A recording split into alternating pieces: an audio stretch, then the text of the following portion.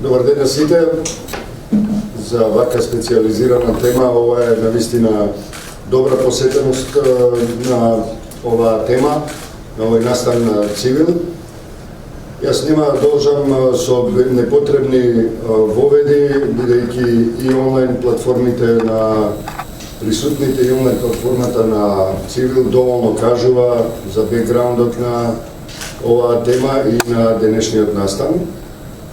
Се разбира, би било пожелно да почнеме со некаква информација, некаква вест. Јас би сакал да го отворам овој панел со една добра вест според нас, а тоа се однесува на една успешно завршена истражна постапка која се однесува на еден, сепак нема да употребам имиња се уште, бидејќи не е официјално, меѓутоа дознаваме дека еден веб портал, една Facebook страница и една група која на таа Facebook страница објавуваше подолг период говорна омраза, лажни вести, дезинформации и исто така експлицитни фотографии и видеа кои во кои беа таргетирани јавни личности, меѓутоа и луѓе кои беа од спротивната политичка опција, е сега затворена и тоа може да се каже дека е голем успех. Реакцијата беше и граѓанска, меѓутоа и системска, значи профункционира системот конечно во доменот на борбата против лажните вести, против говорот на омразата, против дезинформациите. Се разбира, денешната тема е во созвездието на теми кои се однесуваат на интернетот како сфера на действување. Сепак да одиме малку по-конкретно и по-фокусирано, денешната тема е сајбер нападите како предизборно оружје. Непосреден повод за денешната панел дискусија, која ја свикавме пред неколку дена, е соопштението на Слободен печат, односно Слободна ТВ, која минатата недела во петокот соопшти дека била мета на сајбер напад. Овој сајбер напад е само еден од многуте регистрирани до сега познати напади на интернет платформите во кои се наоѓа и Цивил медија. Цивил медија како интернет медиумска платформа бележи сајбер напади подолго време, особено во предизборието. Заради тоа и насловот на оваа наша денешна тема е токму тоа како сајбер нападите се употребуваат, односно злоупотребуваат како предизборно оружје. За последиците кои ги трпат интернет медиумите од сајбер нападите и воопшто какви се импликациите политички, општествени, социјални и медиумски за тоа како сајбер нападите влијаат и како сајбер нападите ги употребуваат одредени политичко-криминални структури за да постигнат некаква предизборна, односно изборна предност, ќе разговараме денеска со нашите учесници во оваа област. Тука ќе разговараме со Сашо Ордановски, за кого нема потреба од посебно представување, колумнист, политички аналитичар, универзитетски професор и автор на концептот на утрински брифинг, кој неодамна започна со емитување. Тука е Филип Стојановски, долгогодишен директор и познавач на оваа област во повеќе, во навистина длабока експертска смисла на зборот, доаѓа од Метаморфозис, фондацијата Метаморфозис. Тука е Јане Ѓорѓиевски, активист за човекови права и слободи, блогер, креативец, мој драг колега и другар, и се разбира неодминливиот термин Климента, кој е еден од првите креатори на Цивил медија платформата, наш веб админ, член на нашето собрание на Цивил, и исто така е во моментов веб девелопер во компанијата Елами. Со ова воведување, јас би сакал да почнам баш по оваа траекторија, освен ако немате нешто против. Кратко, во првиот круг, кратко да се осврнеме на темата, секој од својот аспект, од своето искуство, а потоа ќе одиме со втор круг на теми под прашања кои ќе произлезат од она што во ведниот дел ќе го дадете. Би почнал од Сашо, повели од твојот аспект и се разбира искуство. Минатата недела, негдека од средата до петокот, Слободен печат, кој што во последните 2 месеци со својата интернет-платформска стратегија успеа да го дуплира, па некојаш да го триплира својот сообраќај, бидејќи се работи за интеграција на, да кажем, 3 ентитети, веб порталот на Слободен печат, самиот вестник Слободен печат и утрински брифинг. Слободен печат веќе влезе во 10 најчитани информативни портали во Македонија и тоа веројатно било причината, претпоставуваме, што беше изложен на многу сериозен, интензивен и повеќе дневен, така наречен DDoS напад, значи Distribution Denial of Service, кој што за оваа публика овдека е јасно што представува и така натаму. Меѓутоа, во суштина, во една реченица, колегите тоа и многу постручно ќе го објаснат, представува заглушување на сообраќајот на серверот на платформата до таа мерка да тој почва да се кочи, да блокира, да паѓа понекогаш, не може да одговори ни како административно, нити на барање на овие што сакаат да користат информации, и тоа траеше некакви 3 дена. Серверите на Слободен печат се лоцирани во Франција, точно заради одредени делови, но и овој тип на безбедносни аспекти, бидејќи се тоа капацитетни сервери. И првите предупредувања стигна од компанијата во Франција дека сме под жесток напад. Меѓутоа, интересното во целиот овој случај, бидејќи DDoS нападите се веќе секојдневие во информатичката реалност во цел свет. Интересното во овој случај е што француската компанија идентификуваше 5 адреси, IP адреси, од кои што се врши нападот. И тоа, за разлика од 90% од слични такви напади кои се изведуваат преку моќни сервери од светот, најчесто анонимни сервери од Индија, од Кина и така натаму, а и не само таму. Овој пат 5 IP адреси беа од Македонија. Јас не сум експерт во таа област, меѓутоа прилично разбирам, а одека има експерти кои тоа може да го претолкуваат. Да некој се дрзне од IP адреса од Македонија, и тоа не се приватни IP адреси, туку идентификувани беа 3 адреси кои што доаѓаат од еден голем државен универзитет, централната IP адреса од нивниот сервер, од едно од министерствата во владата, поголемите министерства во владата, нивниот централен IP адреса, нивниот сервер, потоа од едно од најголемите енергетски компании во Македонија државни, кој што поседува огромен капацитет и сервер со голем капацитет од нивната IP адреса. Значи тоа се адреси кои што би требало да бидат максимално заштитени. Бидејќи не се работи дали ние сме биле нападнати, се работи дека мора да бидат заштитени заради напади врз нив. И потоа од една од најголемите IT компанија, 4-та адреса, која што, патем биде речено, има и свој медиум, едно од најкапацитетните, која се занимава со би рекол софистицирани решенија во областа на информатичката технологија, и последната IP адреса беше од една од поголемите национални телевизии. Ние не ги именуваме, ние само ги лоцираме адресите од кај се додени, не ги кажуваме кои се точните собственици на тие адреси, бидејќи компанијата го пријави нападот во секторот за компјутерски криминал во МВР.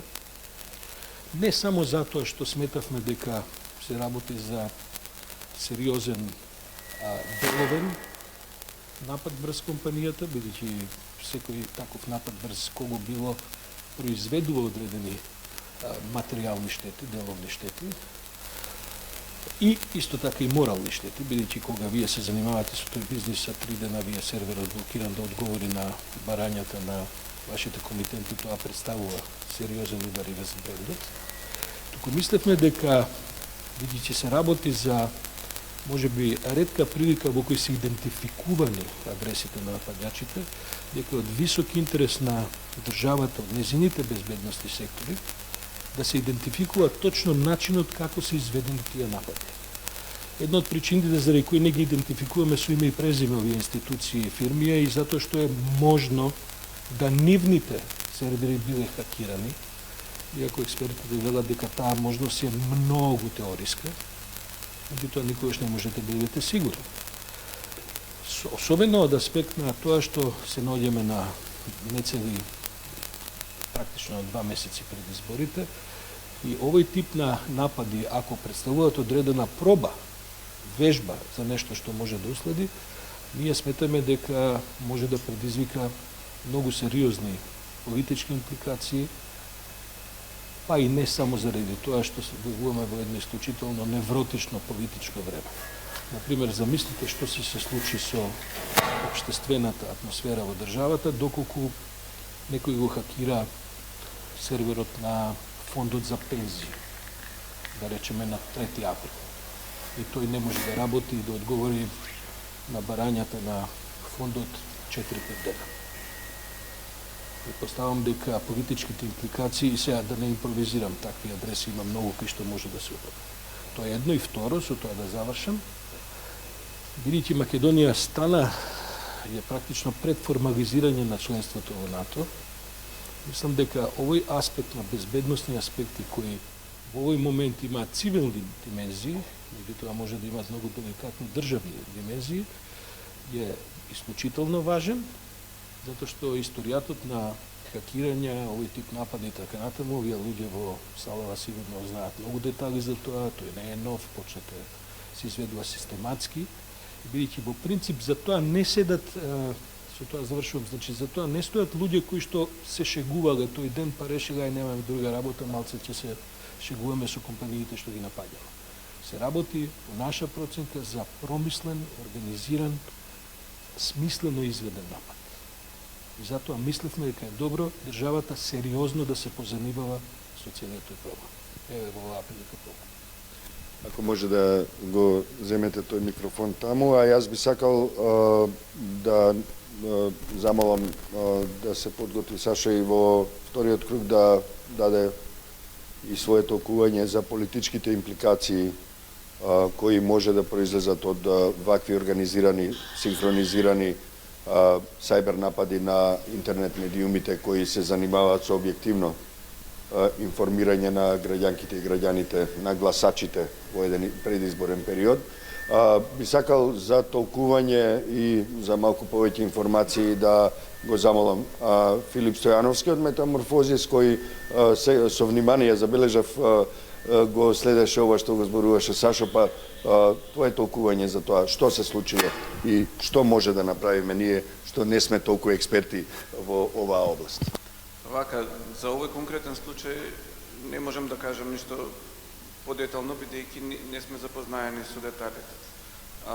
Неблагодарно е да се даваат оценки ако не сме имале можност самите да извршиме испитување, но можем да кажем дека во нашата земја постои историја на сајбер напади врз веб-сајтови на медиуми и врз веб-сајтови на граѓански организации. Понекогаш тие граѓанските организации поддржуваат или основаат медиуми, така што ни се сведува на исто. Но исто така имаме и историја на разни типови напади врз државните институции, кои што, како и врз банки и финансиски институции и слично, за кои што најчесто не се зборува многу во јавноста, тоа е разбирливо од аспект на оние кои што се нападнати, не сакаат да бидат представени како жртви или како недоволно, како да кажем, заштитени, особено кога се работи за институции кои што ги чуваат највредните работи, податоците, информациите или парите на граѓаните. Но Сметам дека ова е сериозна закана и тоа не е само кај нас, туку и во светот. Кај нас може да идентификуваме два типа на сајбер напади кои што се најчести кај нас. Едните се директни хакирања од типот на одреден вебсайт или компјутерска мрежа е нападната со цел да се влезе во неа, да се искористат тие ресурси или да се направи некоја штета, например да се смени содржина на вебсайт на државна веб страница со некоја политичка порака. И такви случаи имаше доста, тие често ги користат некои оставени дупки во софтверот на веб страниците кои што можеби и не ги допираат оние податоци кои што се внатре во самите институции, во нивните архиви и слично, но дефинитивно е неопходно зголемување на компјутерската безбедност на сите нивоа, бидејќи знаеме дека во државните институции имаше индици или обвинувања за внатрешни нарушени односи на безбедност и било од луѓе кои што најчесто основа на таквите односи се луѓето. Значи луѓе кои што имаат пристап кај што не би требало да имаат или луѓе кои што заради некоја своја или причина го даваат тој пристап некому. И вториот тип се овие DDoS напади, односно напади кои што доаѓаат од мрежи на компјутери и кои што праќаат пораки, односно барања за некаков пристап или содржина од даден сервер, со што толку го оптеретуваат што тој мора да го подели своето време на многу корисници. За секој таков корисник останува премалку време како ресурс и тоа кај нас како обични корисници се гледа како или серверот е преспор или е паднат, односно недостапен. Она што е важно е дека таквите мрежи, како што рече и господинот Ордановски, може да се создадат не само од компјутери во сопственост на оние кои што напаѓаат, туку и преку пуштање, да речеме, на вируси, со кои што се окупираат туѓи компјутери. И тие компјутери стануваат дел од така наречени мрежи на ботови, bot networks ги викаат, кои што функционираат координирано, а може да се насекаде во светот, било каде, доколку има дупки во софтверот, дури на личен компјутер, тој може во позадина да функционира како дел од таква мрежа и да напаѓа некаде на место каде што сопственикот и нема врска кај се наоѓа. Ние во Метаморфозис пред неколку години се соочивме со таков тип напади. Тоа беше во времето кога на некој начин ситуацијата во медиумите беше крајно лоша, а ние преку сервисот за проверка на факти во медиумите ги отварахме токму тие прашања, барајќи преку јавна дебата да ги поттикнеме медиумите да бидат поодговорни со тоа што ќе укажуваме кои проблеми се наоѓаат во медиумската сфера, конкретно посочувајќи на проблеми со квалитетот на медиумското известување, почнувајќи од лажни вести до сите непочитување на кодексот на новинарите, но и со цел граѓаните да ги вклучиме во тој систем, односно граѓаните да бидат еден од факторите кои што ќе бараат одговорност и квалитет од медиумите. Во таа ситуација, од прилика почнувајќи од 2013-2014 година, ние направивме една алатка наречена Времеплов, со која што граѓаните може да забележат, да соберат медиумски содржини преку линкови и да ги стават како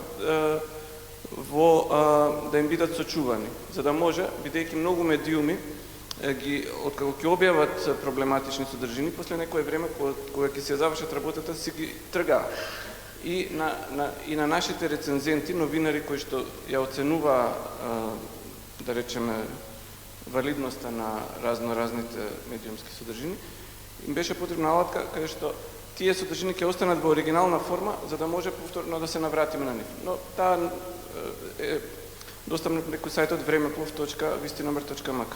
Сега, во тој случај, кога ја дигнавме таа алатка и плюс со претходнава работа, забележавме огромен пораст на такви напади со оневозможување на пристап до серверот, DDoS.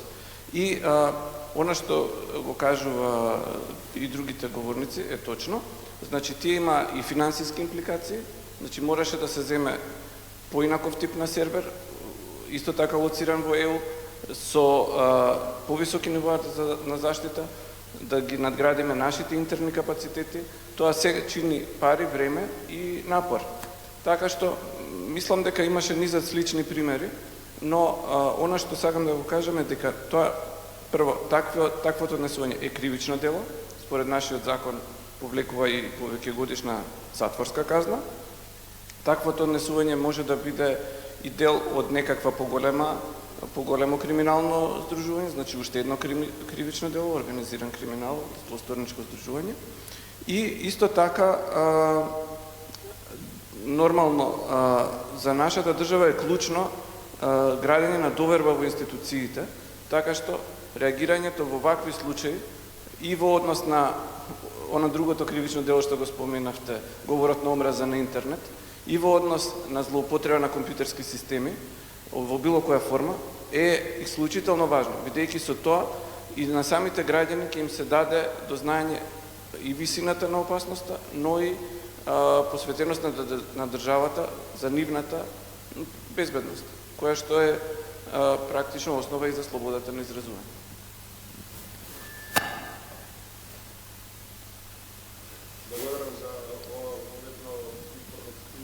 Мощно информативно излагање на Филип, а сепак доволно кратко за да го задржи вниманието и на нашата онлайн публика на овој лайвстрим кој го обезбедивме во овој настан.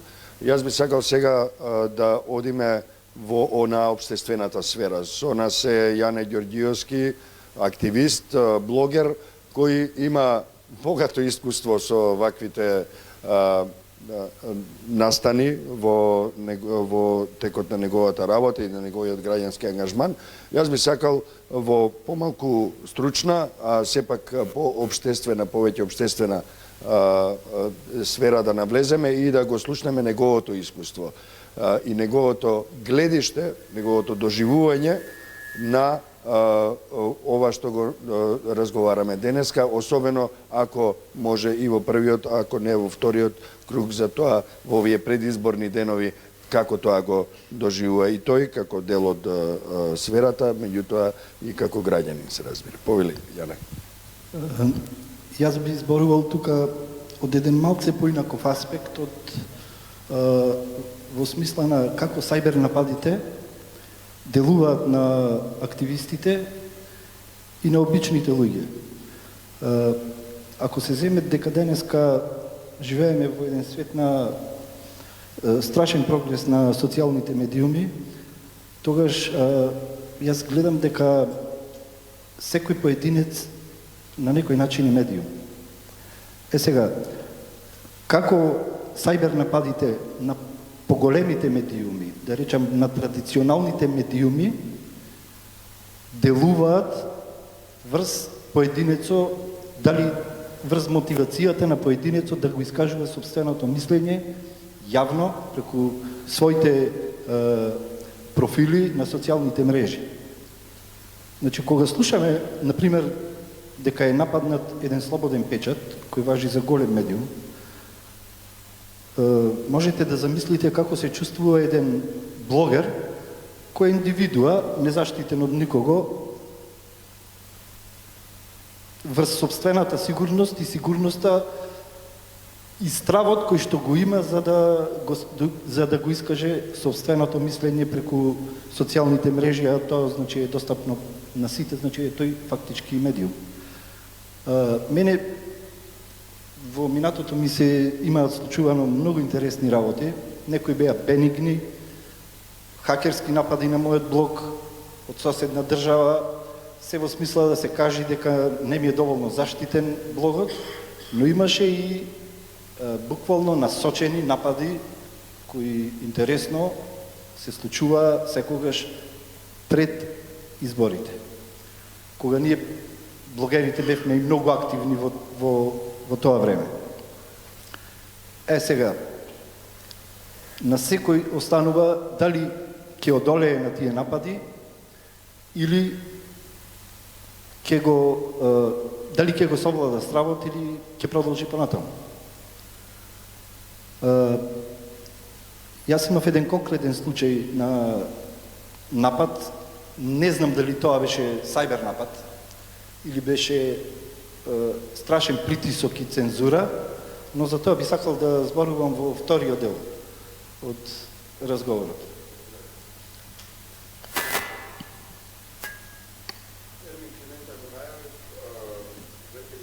Тој има искуство токму преку нашата платформа, која во времето кога тој дојде во цивил, беше во зародиш, во основање, тој ги изгради системите и на заштита и потоа беше непосреден протагонист на кревањето на таа платформа, а потоа исто така беше и првиот што беше соочен со сајбер нападите кои ги имавме. Тој во еден свој текст објавен и на платформата на Цивил на CLP.mk во рамките на проектот Граѓански објектив е автор на еден текст кој го замолив во тоа време да биде што е можно поприемчив за нас лаиците кои сме во оваа сфера.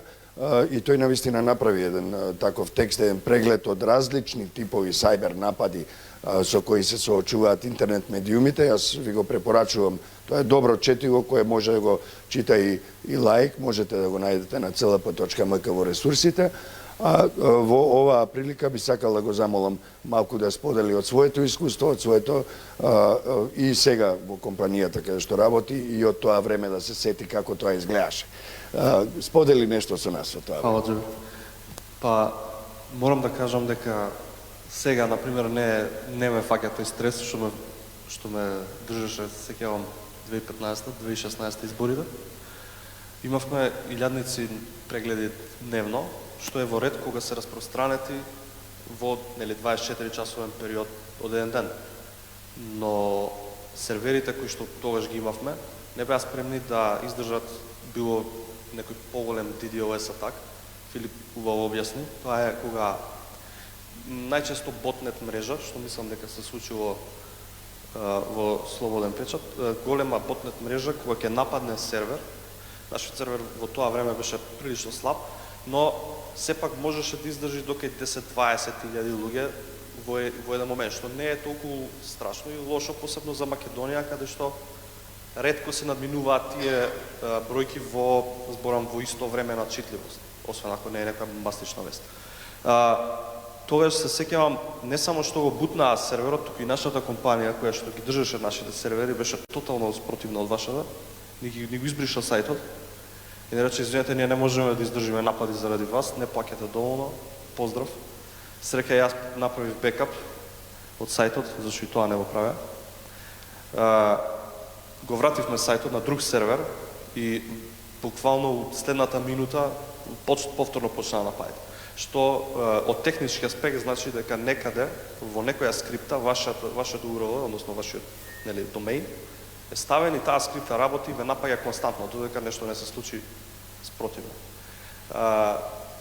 Како што кажа пред мене, да не навлагам во техничките спецификации на серверите и сето тоа, зашто не сметам дека сајбер напади се само напади од страна DDoS, дали се MySQL, односно база напади, дали се brute force напади кон вашите юзернейм, например блогери користат WordPress најчесто, 30% од интернетот е на WordPress. Знаат луѓето како да пробаат да хакнат таков сајт и мислам дека сето тоа допринесува до еден глобален проблем, како што кажа исто Филип, дека тоа секаде се случува, сите медиуми се под некој вид на напад, но што е помал медиумот, што е послаб, полесно е да се избришат тие гласови, полесно е тие напади да влијаат. Например, и Facebook го напаѓаат цело време, но никогаш нема да падне, затоа што има толку многу сервери кои што се бекапи, толку е моќен што едноставно не можете джин да срушите, но Македонија како земја, Google, сега. Овде може да видите една мапа во моментов, таа е во живо, ги прикажува нападите во живо, ако изгледа немаме интернет, или рефреш. Ова се сите напади кои што се случуваат во релативно лайф во светот. Да, нешто е проблем со интернетот. Добро, не е битно. Да, хакирање и таа. Имале проблем. Има многу, според мене, реално, колку повеќе сум веќе 10 години во полето и кога почнав повеќе да имам вакви напади, особено во цивил, кога се случи овие работи, сватив дека не се само DDoS нападите. Нападите се, според мене, сайбер напад не е само техничкиот аспект, затоа што мене лично ми предизвикува стрес, предизвикува пари, предизвикува труд, предизвикува главоболки на луѓе кои што пробуваат само да допринесат добро во општеството. Еве како што може да видите, во живо напади американци, европјани. Интересен факт, Холандија е 6-та земја најнападната во светот. Да, мене ми беше многу чудно. Ние сме 96-та. Ама тоа е од странство. Значи, во Македонија, ние, иако сме мала држава, знаеме многу штета да направиме самите на себе си. Ја мислам дека во тоа сме експерти. Интересно е што, овие, како што кажав, сайбер нападите не се само еден технички аспект, туку влијае на многу аспекти во општеството.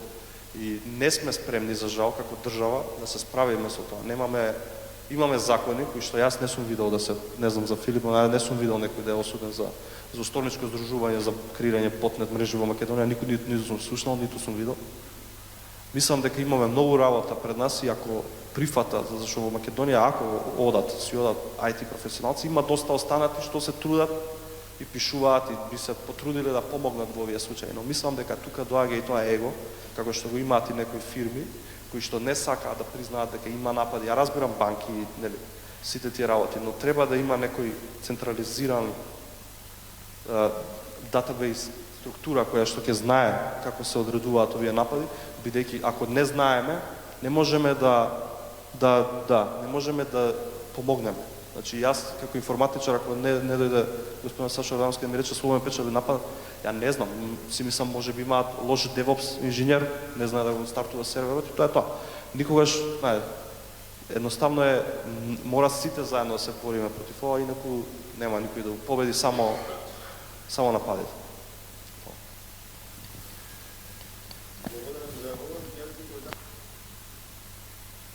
Ова мапа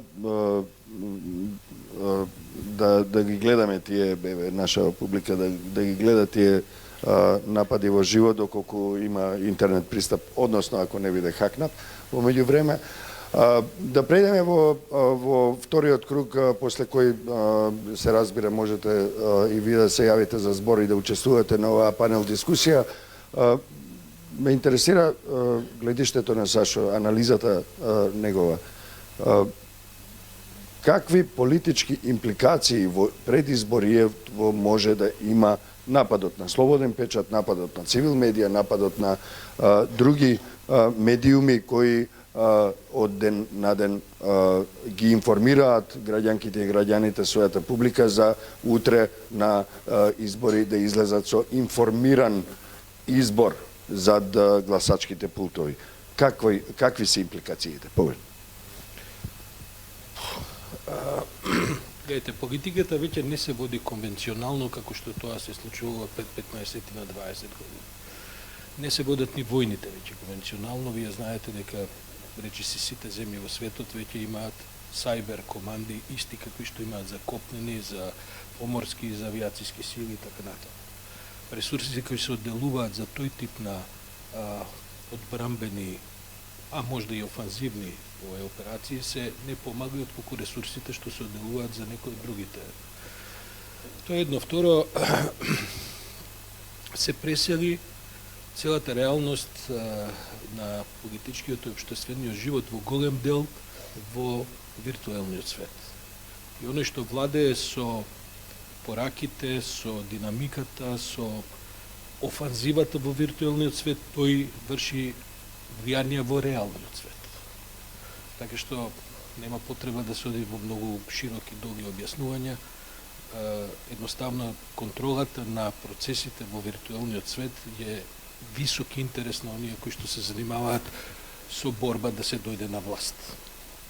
Трето, ние сите знаеме дека нашите партии големи, особено бившата власт, разви голем капацитет во таа смисла. И ние сите, онака, како да кажем, дискретно говориме за цели операции кои што ги водат и во оваа црна сфера, да ја именувам, во интернет операциите. Тоа не се тајни, има луѓе кои внатре говореле и говорат дека тоа се прави. А бидејќи ние осведочивме дека претходната власт беше навистина расположена да влезе во многу по-конкретни злоупотреби на системот, немаме многу причини да бидеме комотни и сигурни дека тоа нема да се прави и понатаму. Веројатно од сите, но особено од оние кои што имаат развиени капацитети за тоа. Тоа е едната. Вие памтите дека на минатите избори беше срушен сајтот на ДИК. И сега јас ви го спомнав пензискиот фонд, но замислете доколку, да речеме, резултатите од гласањето доцнат 48 сати. Во едни избори кои што се предвидува дека ќе бидат со релативно блиски резултати. Замислите што ќе се случи тоа не само од домашни политички фактори, туку можеби од фактори кои што имаат одредени интереси кон државата, а не се секогаш позитивните интереси. Второ, јас ви спомнав дека од тие 5 компании местот кај што сме биле напаѓани, едно од најголемите енергетски компании. Гледайте, не е проблем вие да го нападнете Слободен печат или Метаморфозис и тоа што 3 дена нема да биде серверот, не знам како, на крај последиците ќе бидат со многу ограничен ефект. Што мислите, што ќе се случи ако се нападне енергетскиот систем на Македонија? Ако веќе некој, постојат само две можности, или некој од внатре администратор ги злоупотребил IP адресите, бидејќи се тие директните, најглавни IP адреси, значи некој кој има пристап, или некој го хакирал тој пристап, па од надвор го злоупотребил. Човек не знае што е пострашно. А второ е веројатно пострашно. Се замислете ако една енергетска компанија е во состојба да биде хакиран пристапот до главните сервери. Можете да замислите кои што се последици може да настанат. И затоа ние инсистиравме МВР да се изврши овој пат работата и се надам дека нешто и работат. И пак ќе кажам, не се работи тоа за Слободен печат. Второ, една од тие компании кои што е една од главните IT компании во Македонија. Јас не го кажувам името намерно, бидејќи се надевам дека постои истрага, но таа компанија, ако е недоволно отпорна, а јас бидејќи релативно ги познавам нивните капацитети, би било многу големо чудо да се они неотпорни на таков вид на напад, имаме исто така многу голем проблем. Бидејќи таму би требало да е предпоставката дека седат луѓе кои 2 пати повеќе обрнуваат внимание отколку некакви, што ја знам, државни службеници во крајна линија кои што се задолжени за, а кои што исто така имаат важни задолженија. Така што сакавме да направиме еден преседан, јас затоа пишав и колумна за тоа, затоа Слободен печат излезе на крајот на кришата, затоа 7 века денес. Не е работата за Слободен печат, не е работата утре ќе биде срушен, не знам, Сител или ќе биде срушен, што знам, Курир. Работата е што кога ќе биде срушена енергетската компанија или водоводната компанија или пензискиот фонд или државната изборна комисија, последиците ќе бидат огромни. Ако веќе имате констатирани, бидејќи гледате, нас од Франција ни испратија комплетен извештај. Значи не само IP адресите, во секунди, во ова, промет, знаете како ги прати, се прават автоматски тоа, не е некоја не знам каква истрага, меѓутоа имаат капацитет тоа да го направат. Значи доказите се несоборливи. Таму не може некој да каже ова не се случило. Работата истрагата да покаже дали е хакиран тој или самиот учествувал тоа. Ако учествувал, тогаш веќе разговараме за ова што го кажува Филип, за организирана група, бидејќи тоа правено од 5 адреси во исто време. Како објави Слободен печат, во тој секунд престана нападите. Значи како изгледа со соопштение во петокот, во колку часот беше тоа, во тој секунд престана нападите.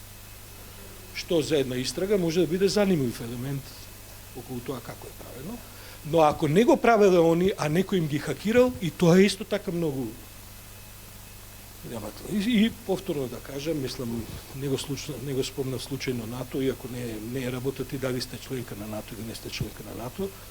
Видите, интересите околу Македонија, политички, безбедност и така натаму, се интереси кои што се дефинирани, анализирани од сите можни аспекти и ние сме биле цели на, како што и веројатно и јавноста знае, 30 години овдека има спротивставени конфликтни интереси. И ако најновата членка на НАТО не е способна да се носи со тој тип на предизвици, не се тоа системи кои се наивни. Мислам, они се исто така изложени, предпоставам дека и они прават операции кои што се зад границата на како се като на фронтот или како се не знам и така натаму. Тоа нас во известна смерка не компрометира. Ние сме сега во позиција кога ќе почнат процедурите за издавање безбедносни сертификати на различни нивоа на луѓе и на системи цели кои што ќе треба да се приклучат во Северноатлантската алијанса. Така што затоа мислиме дека ова не е баш така наивна вест. Инаку да ви кажам, ние знаеме истата недела една многу голема компанија на сличен начин се работи за агрегатор кој што се кочеше и кој што паѓаше од понеделникот до средата едва и беше онака, имаше ден-два која беше на ивица. Најчесто компаниите молчат, не кажуваат тоа што велат банки, така натаму, бијќи не сакаат да се помисли дека се небезбедни. Меѓутоа тоа се големи проблеми. Бијќи упаѓање во банкарски системи е нешто што се случувало и на што мора да се води внимание. Ние решивме, се консултираше раководството на компанијата во Слободен Печат дали да се објавува тоа. Заради ова го објавивме, не за да си правиме реклама. Мислам, на крајот на криштата. Меѓутоа го објавуваме заради ова, бидејќи е можност да тоа некој, ова што го говорат и колегите и Филип и така, да разберат луѓето дека се тоа сериозни кривични дела. Ако вие го срушите системот на скопските клиники, ќе има смртни последици. Барем за 15 операции кои што се на отворени луѓе што се во тек. Така што луѓето мора да разберат дека тоа не е да се седи некој дома па нема што да прави му ездодевно или го мрази Сашо или го сака не знам кого, па сега му прави штета. Тоа е целата ова и мислиме дека не смее да помине тоа туку така, како уште една вест во која што ете тоа се забележи да поминува. Значајно е тоа да дојде ова до јавноста, особено од компании кои се општествено одговорни и кои сакаат да придонесат кон развојот на демократијата.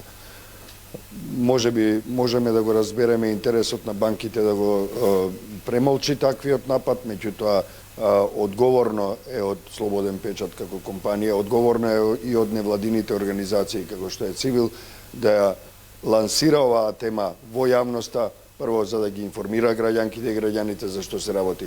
Второ, да ги алармира институциите одговорно и законски соодветно на надлежностите да пристапат кон акција за спречување, односно санкционирање на ваквите појави, а се разбира, важно е во овој, особено во овој деликатен, бурен период на предизборие, да имаме информирано граѓанство кое ќе може да се справи со предизвиците што се пред нас.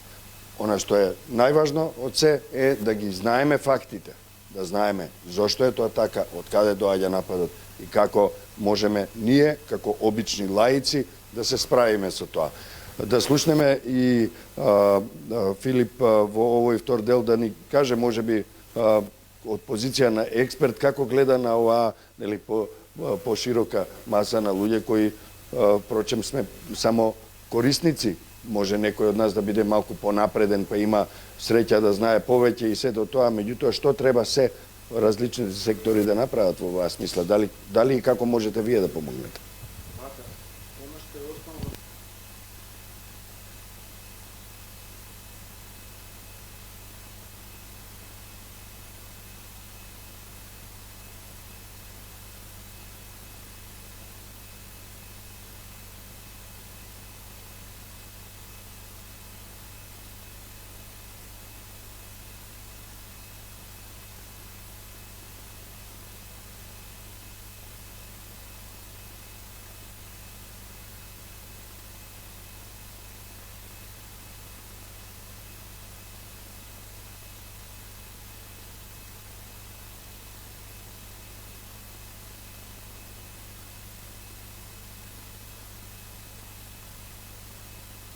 кој што може да се во корист на некога. А против интересите на Паркиране против само интересите да се вклучи, да. Треба да се вклучи.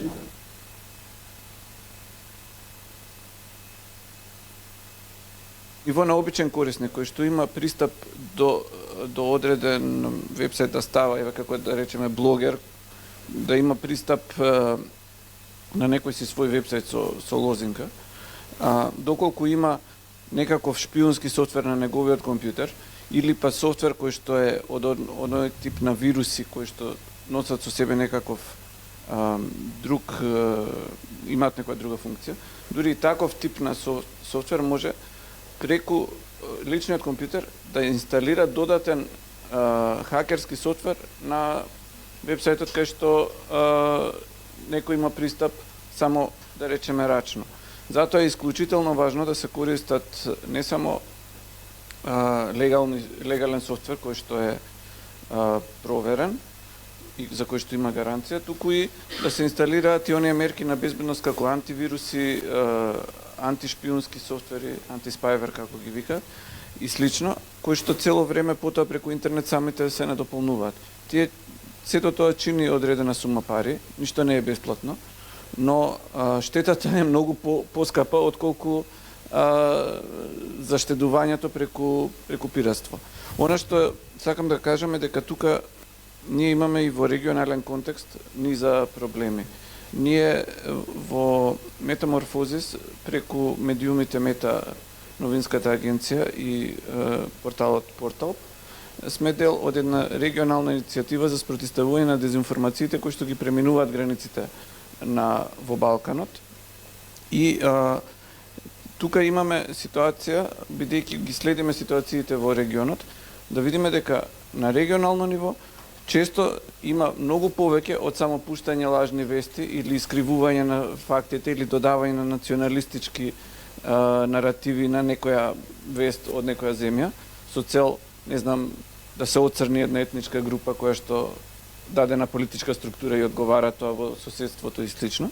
Но има и случаи кои што на некој начин покажуваат дека оние кои што се борат за слободата на изразување низ Балканот се мета на вакви напади. А истовремено знаеме дека често оние сили кои што се противници на демократијата понекогаш функционираат и координирано или си помагаат едни на други. Затоа, ако видиме во регионот, има низа ситуации во кои што баш волјата на граѓаните е пореметена, како да кажам, има обиди да се влие на јавните перцепции или на можноста граѓаните да го искажат своето мислење во еден демократски контекст. Прво со блокирање на пристап до информациите, но и со директни интервенции и хакер напади. Например, пред Нова година една наша партнерска организација од мрежата за проверка на факти, која што се вика Црта од Србија, тие го водат нивниот исти номер, кој што таму се вика исти номер, прославува 10 години и баш има анкета за тоа која била најголемата лага искажана од политичарите во претходниот 10-годишен период. На ден пред да се затворат резултатите од една сосема нормална онлайн анкета, дојде и беа предмет на хакерски напад, при што иако до тогаш водеа, како да кажам, некои изјави на актуелни политичари кои што се од тамошната власт, некои од изјавите искажани од политичари кои што се во опозиција добија енормен број гласови за исклучително кратко време, што тие го толкуваа како упад во нивната база, штелување на резултатите и веднаш го пријавија во полиција како еден вид на како кривично дело. И сега немам уште резултати до кај таа исторга со српската полиција, но тоа е пример кој што покажува дека во нашава средина се е можно. И затоа е неопходно еден сеопфатен пристап, веќе има чекори направено нашата држава во последниве години со воведување на нови стратегии, веројатно тие се дели од овој градењето на безбедносниот систем и влегувањето во НАТО, но верувам дека ако го гледаме регионалното искуство, ние со влегувањето во НАТО нема да ни се решат автоматски сите проблеми. Ние мора да работиме како општество да се заштитиме, бидејќи гледаме дека и во соседството, откако Црна Гора влезе во НАТО, тек тогаш таму почна проблеми кои што се идентификувани како еден вид специјална војна за да се уништи некаква кохезија во тоа општество. Така што мислам некаква не баш кохезијата на општеството и функционирањето на државата. Значи меѓу другото. Така што мислам дека е исклучително важно да во вакви случаи брзо да се интервенира, да се направат сите можни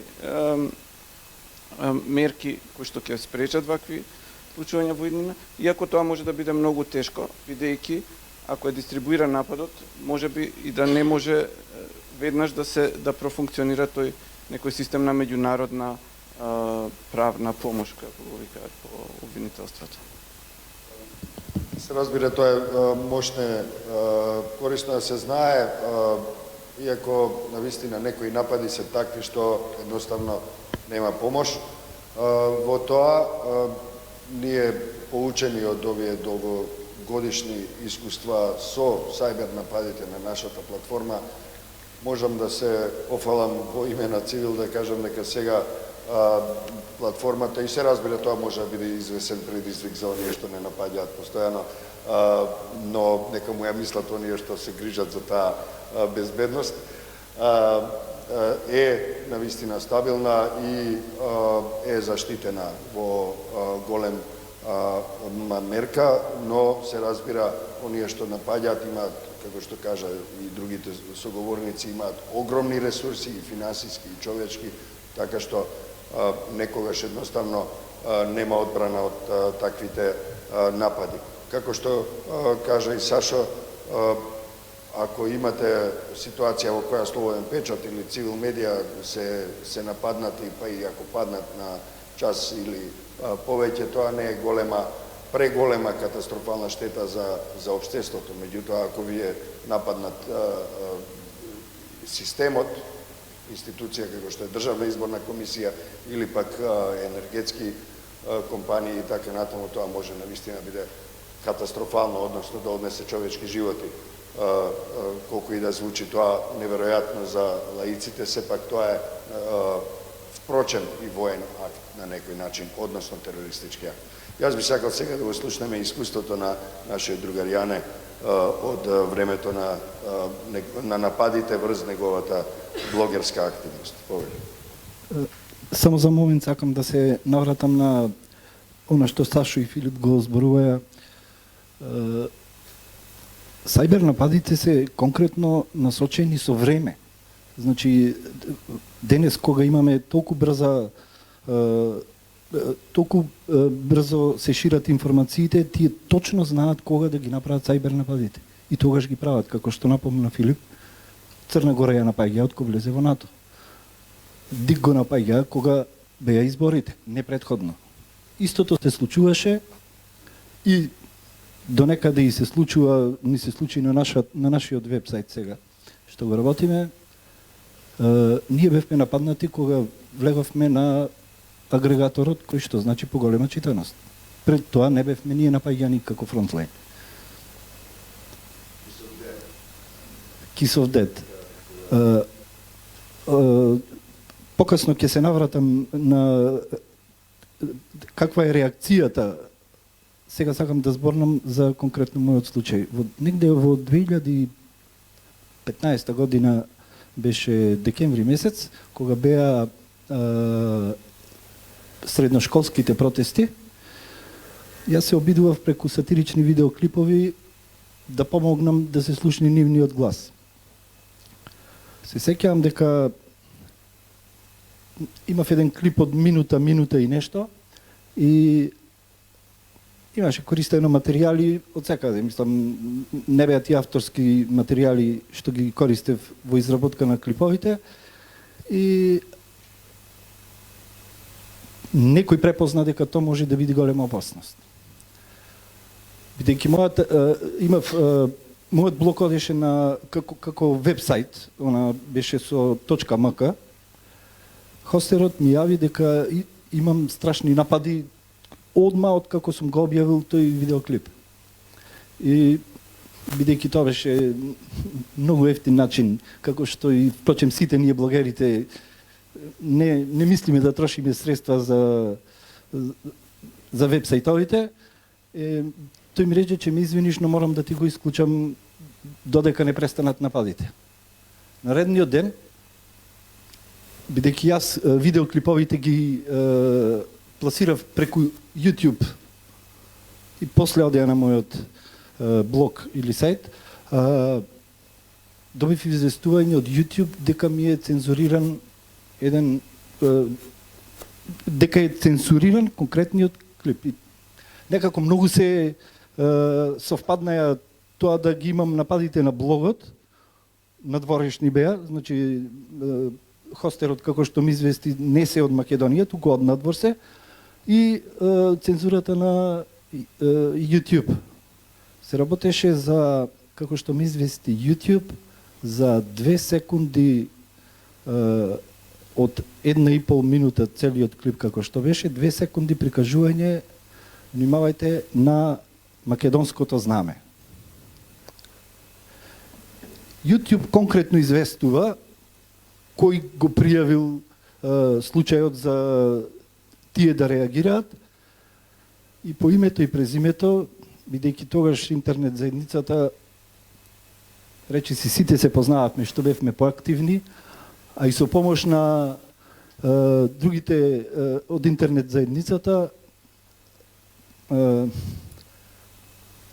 тој што го пријавил видеоклипот за да биде цензуриран беше админот официјален на најголемата политичка партија која што тогаш беше на власт.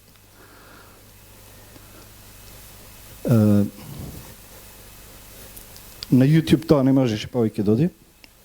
Оти процедурата за да поднеси жалба е голема, а тие напаѓаат точно време и знаат дека после тоа нема никаков ефект, значи тие нивниот ефект си го постигнале, клипот не одеше, но не рачунаја на одговорот на интернет заедницата. Што се случи? Се случи рикошет.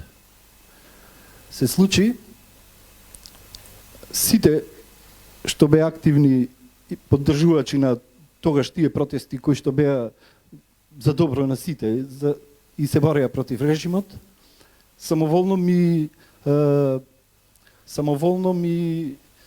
предложија да го земат мојот видеоклип и да го хостираат преку нивните акаунти.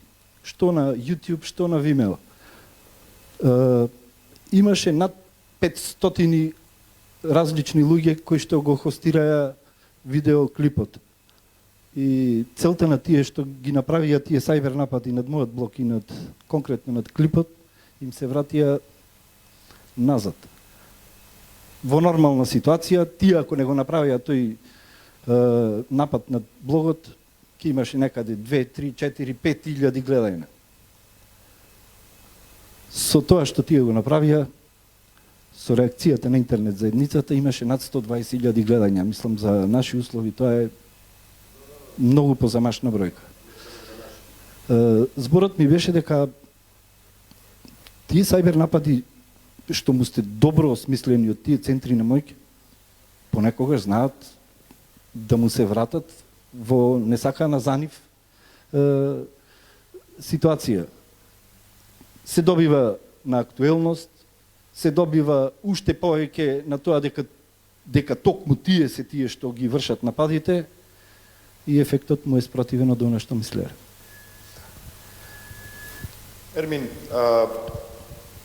повторно низ призма на искуствата во оние жешки интернет денови, кога на улица се случуваше револуција, а во нашите седишта се случуваше интернет револуција или интернет војна, мислам дека не е претерано.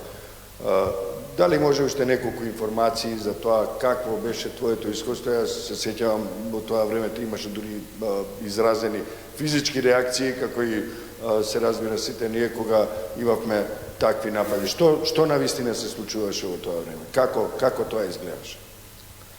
Па во тоа време мислам најголемиот начин беше, најголемата влијание врз мене беше што бев помлад и во тоа време немав видено толку жесток напад врз платформа која што јас сум изградил, бидејќи пред тоа беа обични сајтови за македонски корисници, мои клиенти што има продавници или некои информативни сајтови кои што беа забавни најчесто и никој, барем во тоа време, никој не ги допираше.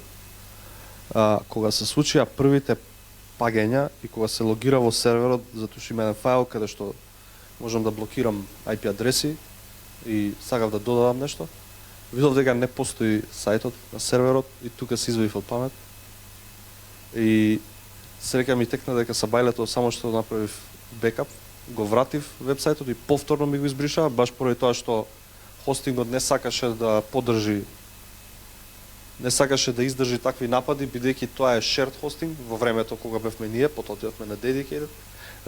Не сакаше да страдаат и другите корисници заради нападот за кој што нормално не бевме виновни ни ние. Пошто пробавме да објасниме, не ни беше дозволено да си... Да. Значи, имавме brute force важи. Brute force напад, наједноставно што можам да објаснам е ако кога се логирате некаде, било каде, имате юзернейм и пасворд. Има програми кои што, например, ако ви го знаат юзернеймот, посебно ако ви го знаат юзернеймот е многу поопасно, има програми кои што пробуваат многу пасворди во ненормално брзо време. Сега, имаме ние начини против тоа, најчесто тоа е 3-time lockout, значи после третиот сгрешен пасворд, юзерот се исклучува на одреден временски период, или му се кажува контактирате го администраторот за да биде вратен пасворд. Ја имав поставено неколку работи кои што ми дава алатки кои што ми известуваат за овие работи и бидејќи имавме скриено нашата страна за логирање во тоа време, но не се уште да стои. Но пред тоа имаше многу интересни креативни юзери со кои што бидејќи не ги знае юзерите, имавме за заштита на базите за нормално. Не. Коза. Не, имаше неколку видови на начини, особено за WordPress, бидејќи јас повеќе работам на таа платформа. На WordPress има неколку начини да скенираш вебсајт, јас сум го правел ова. Всушност така се вработи во фирмата каде што работам сега, им го скенирав сајтот и реков, слушај, имате 13 точки каде што можам да ме нападнам, вака и вака и вака, убаво објаснато и се јави и ме вработи. Мислам дека WordPress како голема платформа, у смисла на блогери, дури BBC Америка го користат. Точка ком и нивните юзери можете да ги излистате, сум ги излистал неколку пати, чисто како пример.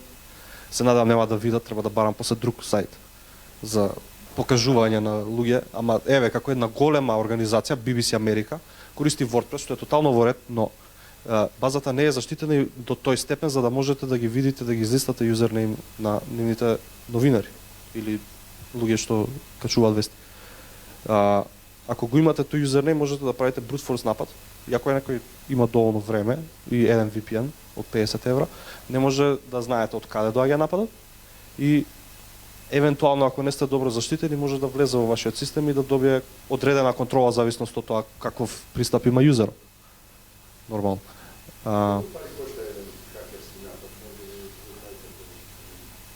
Па, одамна немам гледано цени, не ми требале, но знам дека на Dark Web има многу ботнет мрежи што може да се изрентаат на одреден период, дури не мора ништо да правите, само давате пари, нормално биткоин или друга. Па да.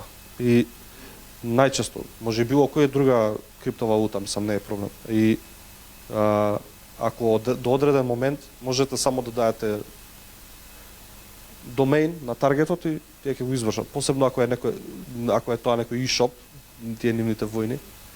И тоа може да биде многу успешен напад. Цените стварно не би можел да шпекулирам, ама знам дека не се надвор од недостапноста. особено за некои вака. Дури и за нормални луѓе, а не па за одредени структури, каде што веќе имате посериозни сервери, треба посериозни напади, затоа што обичен напад, купен на Dark Web, нема многу да направи на слободен печат. Значи, јас да земам 16 компјутери, целата цивил канцеларија, да протворам во .NET мрежата, во ботнет мрежа, не верувам дека би го срушил никогаш слободен печат. Така да, има одред, значи, како што е поголем медиумот, толку и поголем серверот, повеќе ресурси се трошат за за негово уривање. Не е едноставно воопшто и не е лесно. Не сум сигурен дали добро се сеќавам, но проценките на вредноста на нападите во еден месец во 2015 година на цивил медија беа некаде околу 15.000 евра. Да, значи тогаш кога имавме многу силни напади, со се трошокот кој што ние го не знам, не се сеќавам, стварно треба да провериме, ама знам дека многу од работата ние што ја вложивме, серверите кои што ги земавме, значи на други места, тие тоа што мора да го успособат нападот да биде посилен, тоа кошташе многу пари. Да. Да, тоа сакав од преска, значи тоа е многу сериозен, тоа е неверојатно. Не знам како да објаснам колку е сериозно ова како доктор кога гледа дека пациентот има рак. Некако на тој начин можам аналогија да представам, затоа што ако во една држава имате напад, кој што нападната индивидуа жртва, ако тврди дека е нападната има докази, особено ако има докази, и тие IP адреси се потврдени дека доаѓаат од тие места каде што доаѓаат, тоа е на многу нивоа страшно, како што потенцираше Сашо, не само за медиумите, туку за самиот, ако ЕВН има плаќање онлайн. Ако се влезе во таа база, што спречува да избришат дека јас сум платил последните 12 месеци? Јас секогаш плаќам онлайн, никогаш не сум бил, не знам каде одам. Ама ако се избрише дека сум платил, или ако се направи едноставно вајп на базата и немаат бекапс, ако им ги избришат и бекапс, ако немаат посебен сервер за бекапс, зашо во Македонија не ме чуди? Реално немаме добри информатички структури во место. Не сум ги видел никогаш тие принципи да бидат воведени и добри информатички принципи да се користат во ретко дури и во организации. Дури и во фирми, ретко кај нас се користат добри принципи за менаџирање на юзерс, многу лесно се даваат пермисии на администратори на луѓе. Здраво, те вработуваме, еве ти администратор. Не, многу работи има што се направени во информатиката да спречат одредени ствари, но некои луѓе ги мрзе да ги користат, затоа што треба 10 минути повеќе да се посвети на тоа. Откако се објави информацијата, се јави една од институциите од кај врши нападот. И од таму шефот за тоа, за целиот систем, ви знаете, нашата институција има, не сакам намерно да кажем сега која е, за да не ме вовлече ту нагаѓање. Не правиме ние околу тоа некаква дека мистификација и така. Се работи на вистина за ова што го разговараме. Треба сериозно да се испита и да се види дали се хакирани, дали они самите учествуваат организирано во тоа, бидејќи се работи за многу сериозни последици.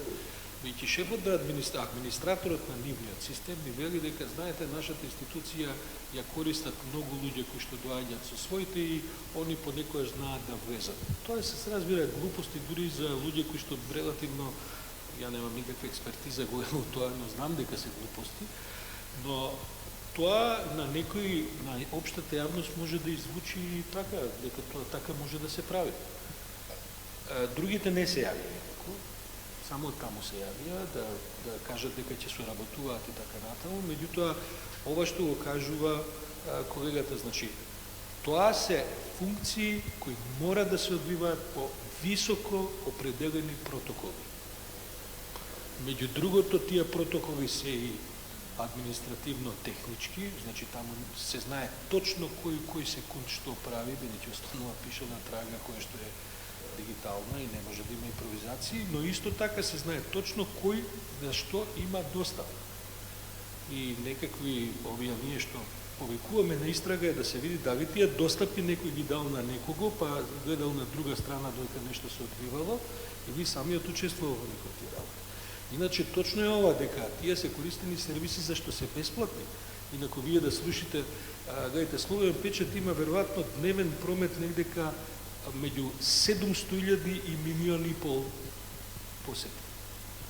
И тоа е, капацитетните сервери во Франција се такви, за да тоа може тој да го е. Тоа да го срушиш ти треба на вистина капацитет. И тоа да го правиш преку Индии, Малезија и Кини, тоа кошта.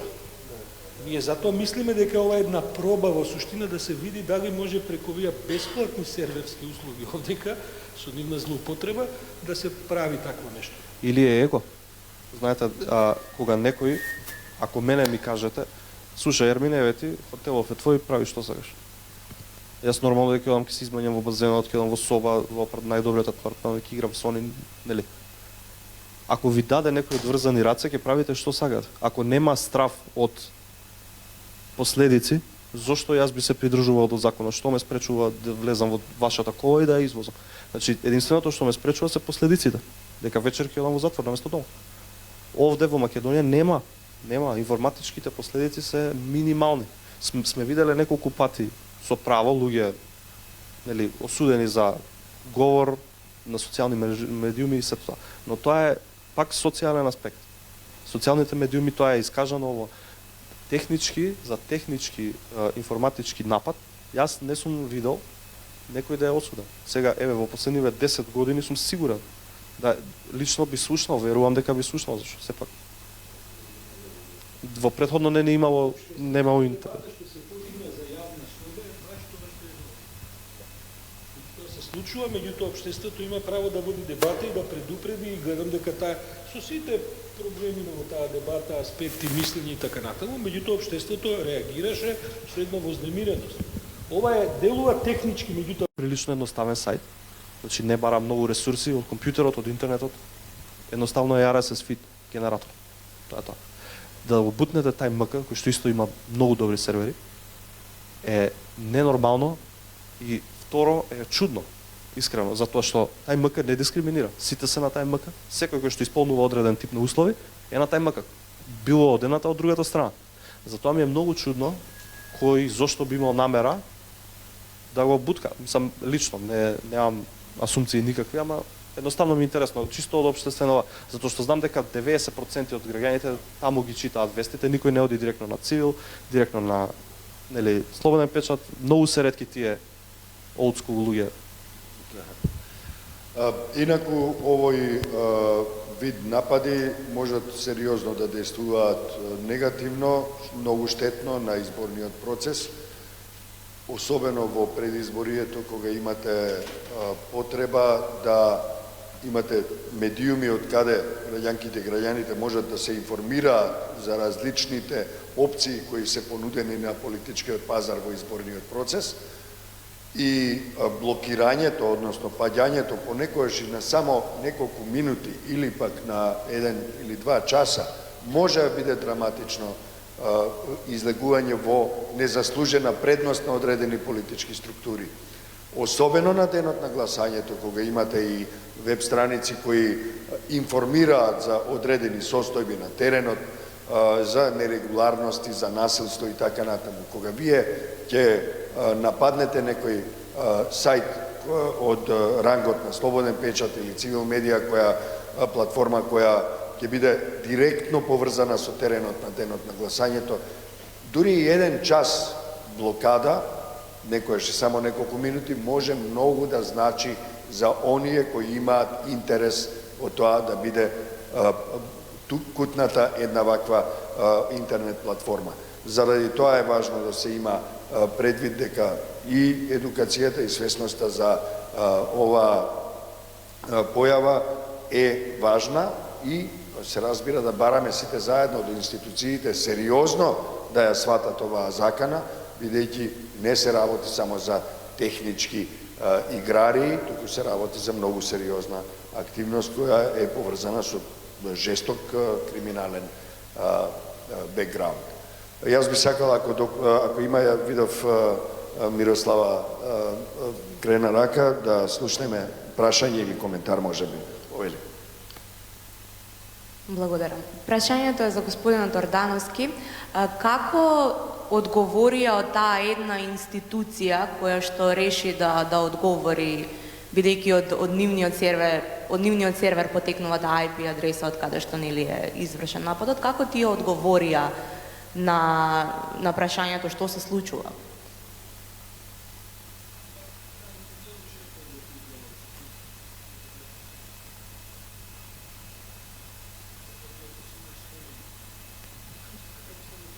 Разговорот, иако мислам дека се испратиме писма до сите тие, ако не се лажам, се испратиме официјални писма до тие институции и компании. Меѓутоа не можам да ви кажам како одговорила, бидејќи не сум дел од тој процес. Ќе мора во компанијата да побарате одговори. Друго прашање или коментар? Овели.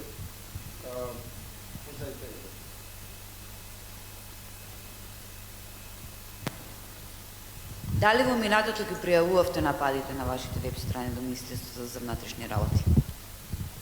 Од разбирливи причини ние не можевме да го пријавиме било кој сајбер напад во институцијата која во тоа време беше позната под називот МВР, како што и самата министерка го нарекуваше тоа свое министерство.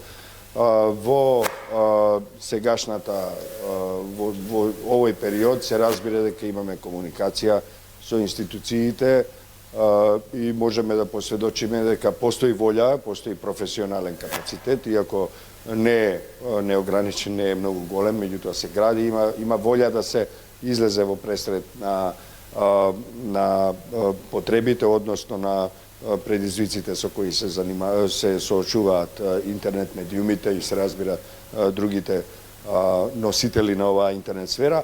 Не случајно, всушност, ја започнав оваа панел дискусија токму со вест која доаѓа како резултат од активноста на системот.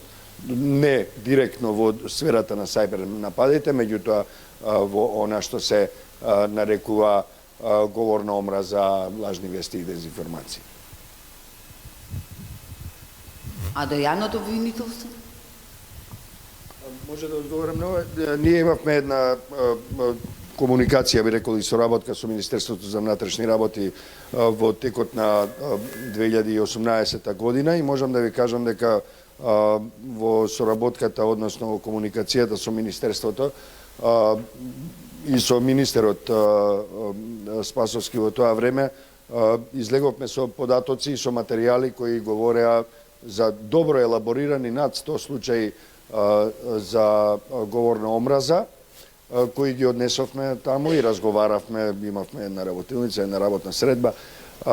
Ние од таа страна, или од страна на министерот, дознавме дека во тој период над 100 добро елаборирани, можете да замислите кога МВР елаборира и прави случај, биле доставени до јавното обвинителство во 2018 година, зборувам, во изминатите во тој период 6 месеци. Реакцијата, бројот на реакции од јавното обвинителство во 2018 година, ќе повторам и ќе нагласам, бројот на реакции на јавното обвинителство тогашно беше 0. Да, јас само би сакал да укажам повторно на важноста на едукацијата, која што е исклучително важна, бидејќи мислам дека понекогаш и она мистифицирање на сајбер просторот и слично доведува до тоа граѓаните да пропуштаат некои работи или да бидат изложени на опасности и на лично ниво. Ние имаме еден проект со критичко мислење до граѓани со медиумска умешност, кој што го промовира тоа критичко мислење во функција на медиумска писменост, но како медиумска писменост ние го сметаме и она дигитална писменост. Значи не само разбирање на медиумите, можноста да се промислува за точно тоа, она што ни се нуди како содржина и кои се последиците, туку и свесност за техничките и општествените аспекти. Би сакал да кажам само еден пример, бидејќи е важно дека целата атмосфера на дезинформирање, на ширење лажни вести, на ширење несигурност, паника, недоверба, етнички и други тензии, таа ја искористуваат потоа не само политички ентитети за нивни политички цели, туку и на некој начин комерцијални, криминалци.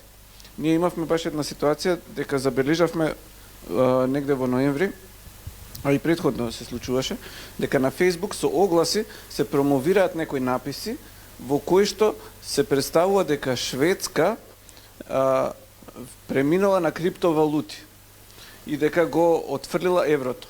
И тие таквите приказни се всушност продолжение на една подолготрајна кампања во која што Шведска е издвоена како една целна земја, која што се ширеше низ сите земји кај што има оваков некој вид на специјална војна или има ентитети кои што се приемчиви за пренесување одредени приказни, може би од истокот. И да речеме имаше во нашите медиуми низа вести кои што вика емигрантите водат војна во Шведска, таму имало премногу силувања, не одете таму, средношколците ги нешто им прават ово она. И во Бугарија на пример имат слична кампања за Норвешка, дека децата им ги земаат, ги посвојат ЛГБТ people, луѓе и слично. Но кај нас баш видовме дека врз база на таа лажна слика за Шведска се промовира огласи со написи кои што ако се кликне на нив, не се оди на сајтот кој што е најавен на Facebook како таков, туку се пренасочува корисникот да отиде на автоматски, да отиде на некој сосем трет сајт кој што промовира некакво продавање на криптовалути, кој што после се покаже дека дел од тие мрежи за криптовалути ги фатија како измамници. Исто од регионот имаше некој случај, но во секој случај имаме ситуација во која што дезинформациите прават основа, плодна почва за потоа комерцијално, било пошироко, било на лично ниво, некој да се експлоатира од страна на криминалци. Така што е исклучително важно борбата против сајбер нападите да се свати и како дел од општата борба за едно слободно општество во кое што се бориме и против она ширење на дезинформации, односно за новинарските и стандардите на слободен изразување. И се разбира за информирани граѓанки и граѓани. Јас тука би сакал да им заблагодарам на нашите соговорници денеска.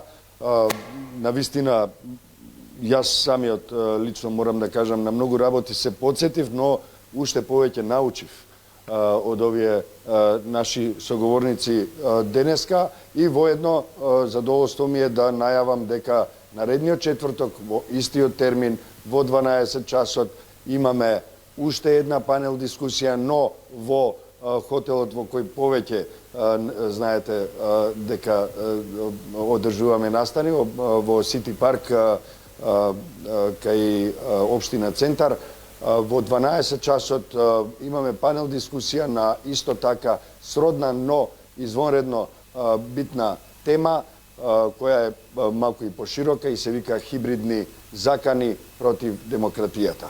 Тоа е работниот наслов, се разбира за конкретниот наслов ќе дознаете веќе во текот на наредните ден-два и се разбира ќе дознаете за нашите гости, односно говорници во тој панел.